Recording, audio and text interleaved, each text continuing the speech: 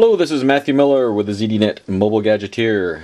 As you can see in front of me, I have two boxes. I have the new Amazon Kindle Fire box and the new Nook Tablet box with both devices in front of me, and also the Vox Ereader, also just arrived from Kobo, that I can talk a little bit about, not much. So let's see, how do we do this? Okay, let's start with the Amazon. We'll do some hardware walk around to start off with. Now, this is the Amazon Kindle Fire, and I just purchased it thinking that it might be a device I kind of like, but I have to say I am in love with the Kindle Fire, and as you'll see in my full review, so I think it's about 3 pages, is you'll see why I think that. But just take a look at the hardware. It's very much like the BlackBerry Playbook in terms of the form factor and the feel of it and the design of the corners and everything else. And I really like the BlackBerry. I prefer this software much better on the Kindle Fire, as I'll take a walk around and show you. What's interesting about this device is there is a single button on the entire device. I mean, I'm counting, there's no volume buttons, there's nothing on it but a single button, and that is this button right here, which is the power button. So you have the power button, you have a micro USB port, and a 3.5mm headset jack all on the bottom. There's nothing on the left, nothing on the right. Up top there's a couple stereo speakers here, and then on the back we have Kindle embossed in there with Amazon words, and it's all soft touch. I mean, it's a dense feeling device. It's heavier than the Nook Tablet, but to me, 14.6 ounces versus 14.1 ounces, it doesn't matter because I like that dense feeling of it.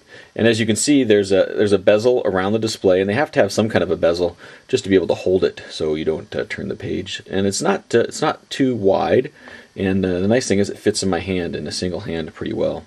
So if we turn it on, we can see that there's the 7-inch screen. Now this is the 1024 by 600. And very similar to the Nook Tablet. The Nook Tablet, from what I understand, has more of an anti-glare finish on it. This is pretty glossy. I may actually get an anti-glare screen protector on it just to kind of knock some of that down. But as you can see, we do a swipe to unlock, which is typical nowadays. Now, some of these icons that you'll see as I'm walking through there, like this Kobo one, it's very large. It doesn't really quite fit in here. This is actually an app that I side-loaded on there, so it didn't have an icon that really fit with the device. If we go to, come back here to some of the books that I have on there, and things like that, we can see some of some of the bigger apps, and then there's my book, and there's other native apps, things like that.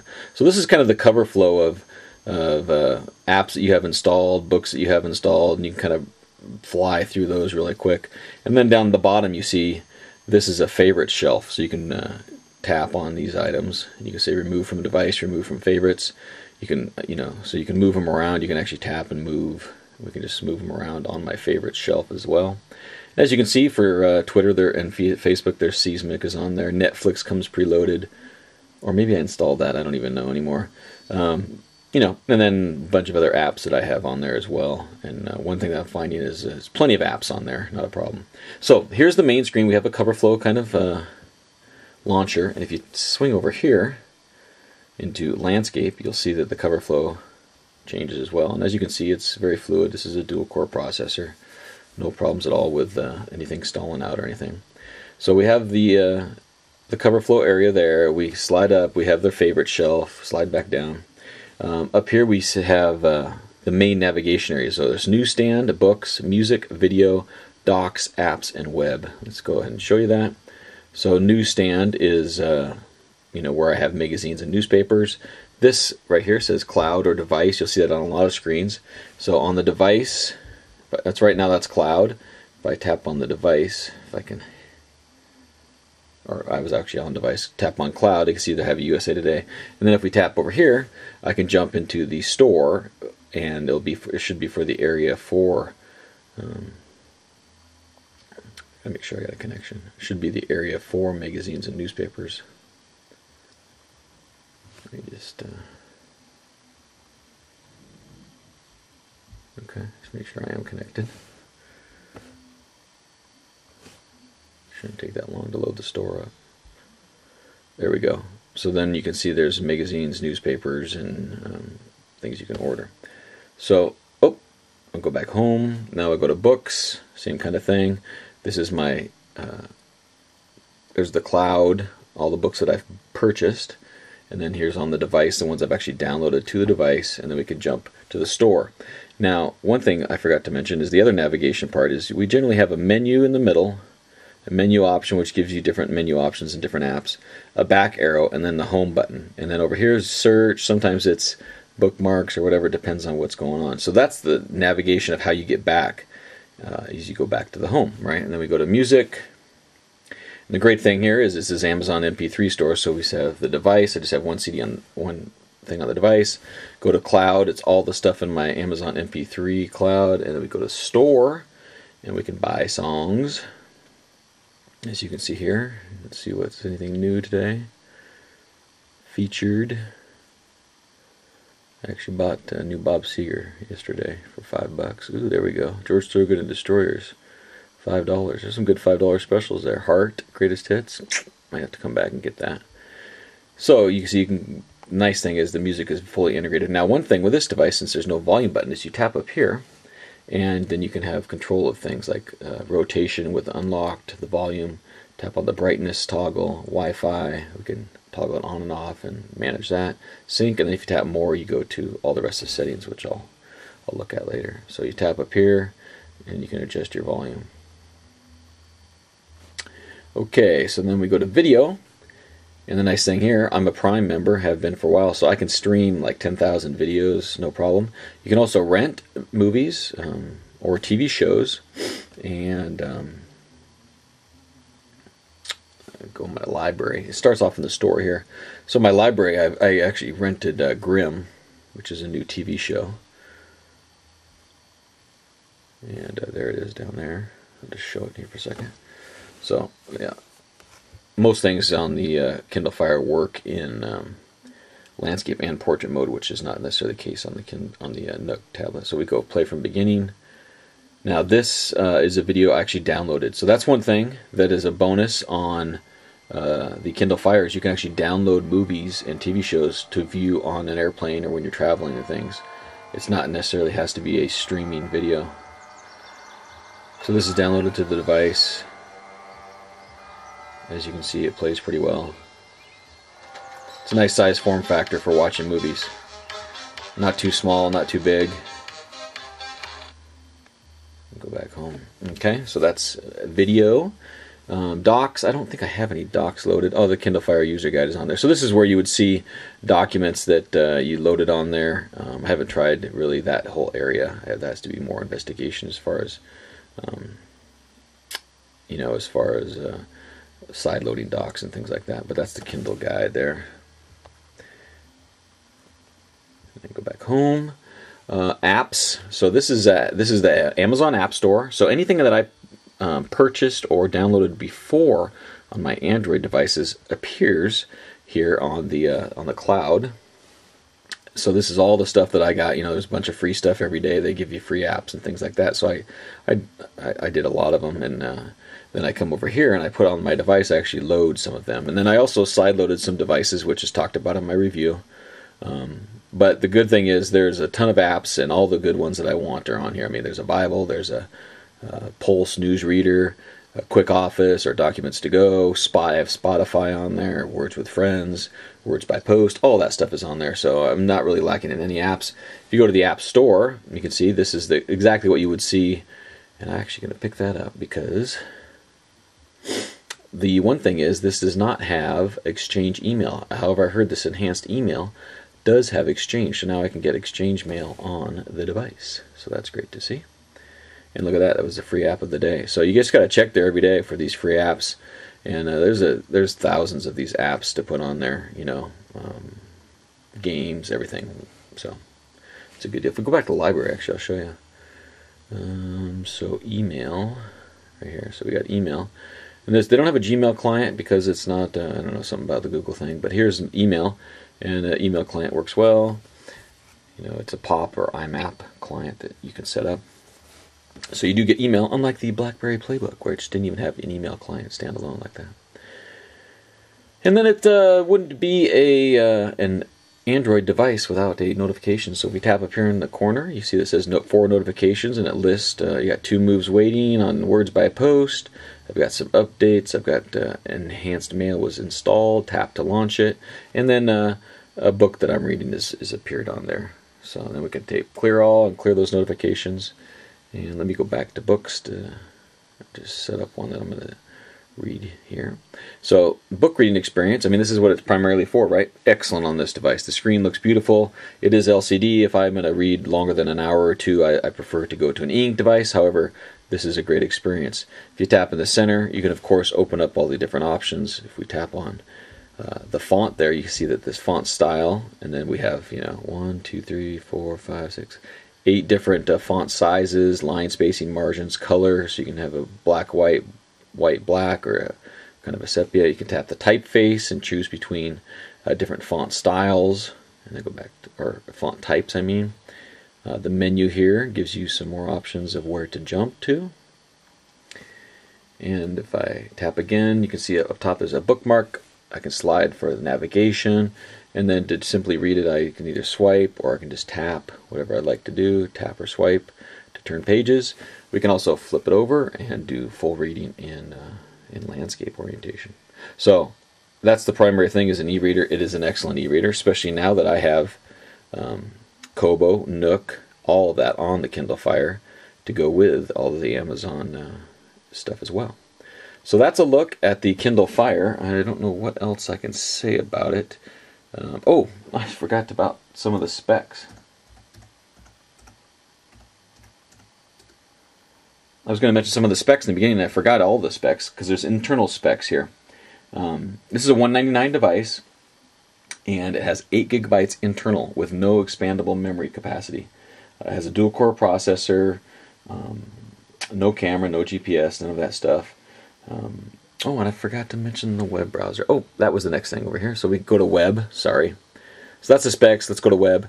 So this is the web browser, and this is the Silk browser, which really I haven't seen a whole lot of difference between it and standard Android browser. So if we tap down here, you can see there's some different options. There's share the page. If we tap that, you can share it, very similar to Android.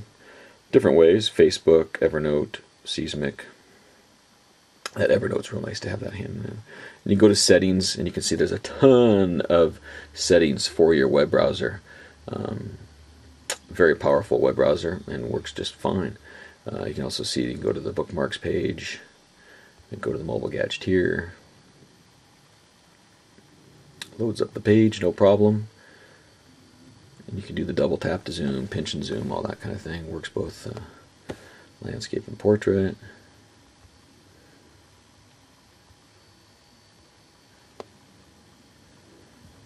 Tap and zoom, everything else. So it's a good web browser as well. So that's pretty much a look at the Amazon Kindle Fire, my personal favorite. And I'll set that aside, and then we'll pull out the Nook Tablet. Now, if you've seen the Nook Color, this is pretty much the exact same hardware. It has the nice kind of soft touch back. It has the single speaker in the back. It has this weird corner, which is supposed to be like a book bent over bookmark or something. Underneath there is a micro SD card slot, so you can put a micro SD card in there. And it also comes with 16 gigs internal. However, I understand there's only 1 gig available for side loading. This device does have some buttons. There's volume buttons, plus and minus on the right side. There's a 3.5mm headset jack on the top with a mic. Over here we have a power button on the left side. Down below we have a micro USB. So along this device, there's something on every side actually of it. And then of course we have the center Nook button. If we tap the Nook button or the power button, we then do a slide unlock like everybody does nowadays. And we see we have the Nook tablet interface. Now this device, again, the specs are very much the same. Dual core, 1 gigahertz processor, same size, 7-inch display. It has 16 gigs internal with that micro SD card slot for more expansion, and about an hour more of battery life as well. So specs wise, not too much different. This price is $50 more, and I think it comes down to user interface for me. User interface and the ecosystem. The Kindle Fire has music, has videos, all integrated, and apps. Whereas this one is kind of forcing it. There's really no music store. There's no video. They're just using Netflix or Hulu. No, I don't even know what they're used for music. Pandora, streaming music, things like that. Books-wise, the books are equivalent. That's not a problem. It's the rest of the ecosystem.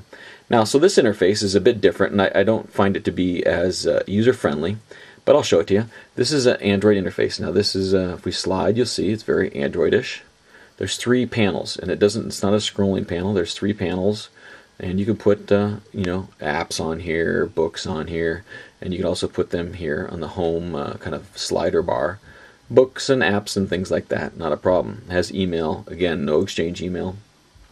So that's the main kind of Android launcher interface there, as you can see. And you can customize that. And then down at the bottom we have books, Newsstand, movies, music, and apps. Now when you tap these, it just opens up a pop-up and it shows either your currently open book or your library or recommendations, right? And then you tap it back down. Same with Newsstand, it kind of shows you some movies. It just gives you a couple movie apps. Music, same thing. And then apps, it has some of the apps that you have loaded. So these are just kind of little pop-ups to parts of things, right? And then below that we have in the right corner, we can tap that and we have some quick settings similar to what we had on the Kindle Fire in the top right. And then over on the left side you can tap that button and jump right into where you were just last reading. Come back out. If we tap all the way on the left, we see that's the notifications area right there. A little bit smaller, not quite as attractive as on the Kindle Fire, but effective as well. And then up top, we can tap again and go right into reading, or we can tap this more, and we can see this is kind of the multitasker, right? So there's Star Wars, and then there's some TV shows that are popular on Netflix, and you can sign in and get picks for you, and these are the top picks. So that's kind of handy to have.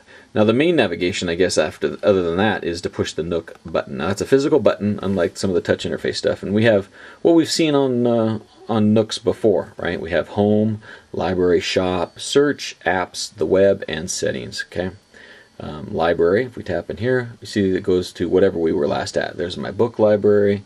You can toggle between magazines, newspapers, apps, kids stuff, and then my stuff, which is kind of your files or lend me documents and things like that. Jump back. If we push it twice, we go back home. Push it again, we can say it goes to apps. It's that same library, just a different view of that. Shop will take us to the Nook store, and as you can see there we have books and kids and magazines. And if we tap on apps, you can see here's the app store that they have, and it's not as full as the Amazon App Store. It's a bit limited here. There are some good apps in here. They do have Evernote and Angry Birds and some of these apps, but some of the things that bothers me is that these apps here are completely separate from anything else on Android. So if you buy these apps, it's only on the Nook tablet, whereas on the Amazon App Store you can actually use those on any other Android device where you have the App Store. So it offers more for you, in my opinion. It also has a web browser, and this is a fairly standard. This is before I had a connection. It's a fairly standard Android web browser. You see here, we can see the mobile gadgeteer loading up. Again, this also works in portrait landscape. Reading works in portrait landscape too, but some things don't always do. So if we go home, that actually doesn't do, there's no landscape for the home, so it's not consistent throughout the whole UI. Now, let's go to Star Wars here that I was just reading. So this is the reading experience. Again, this is a nice experience on the device. I'm a little bit taken by the length of the device. It's a little bit too long. It takes up with this hardware button and everything else down here. But, we tap on the center. Again, we can have the ability to share. We can modify the text. Again, about the same options that we have with margins, different background colors, sepia, mocha butter, different font styles, everything else. We can adjust our brightness as well. We can do some discovering, right? So it's discovering similar books, which is a handy feature to have. And of course there's the bookmarks up there and jumping through the content and everything else. So if we are reading, we can also go to landscape and read just fine. Okay, and you can see your status icons down there with connectivity, volume, and things also rotate with it. And I guess the one last thing is I'm going to go to settings. There's some different device and app settings, nothing too special in there that I talk about in more detail in my review. So that's kind of a look at the Nook Tablet and the Kindle Fire. Now, what I always recommend, if you're going to do tons of reading, I personally recommend either, although I haven't played with the newest Amazon Kindle, which would be just fine as well, but I like I have both the Nook Touch and the Kobo. The Nook is nice because it's a Nook and it has the physical buttons. If you're a physical button turner where you just like to press a button rather than tapping on the screen, it also has the physical home button down here. The one thing is it's a kind of a wide device, so it doesn't. On my hands it fits all right, but some hands might not. Whereas this Kobo Reader Touch is awesome because it has this great soft touch back, and it really fits in your hand nice, and everything's controlled by touch. It's really a minimalist device, and this is actually my personal favorite, is this Kobo. But the new Amazon is something to check out as well.